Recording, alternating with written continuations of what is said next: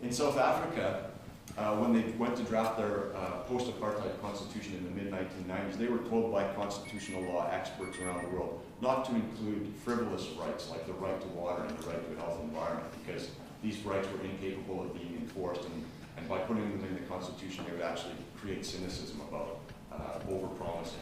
Well, fortunately, Nelson Mandela and his colleagues ignored the advice of constitutional experts from around the world, and since 1996, they have overhauled every environmental law in that country, a number of the Water Act, the Water Services Act, local government statutes. In every one of those laws, they've put the right to a healthy environment and the right to water as overriding fundamental purposes of the law.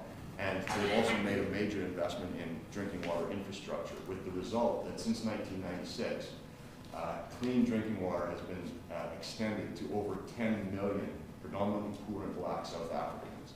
Nelson Mandela calls this one of the greatest accomplishments of South Africa's flourishing democracy. And who can argue with Nelson Mandela?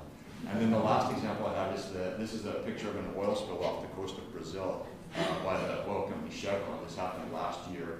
And Brazil has a very powerful set of environmental provisions in its constitution, including the right to a healthy environment. And so within days of this spill happening, Chevron was fined $28 million by the government of Brazil. Now, to put that number in a Canadian context, $28 million is 10 times the total amount of fines that have been levied under the history of Canada's most important pollution law, the Canadian Environmental Protection Act, since it was passed in 1988. That's the total from 1988 to 2011, 1/10 of what Brazil did in a week after this oil spill. Now, the Brazilian government, we've got icing on the cake and a cherry on top of that. The icing is that they are currently in court seeking billions of dollars in damages in a civil lawsuit against Chevron.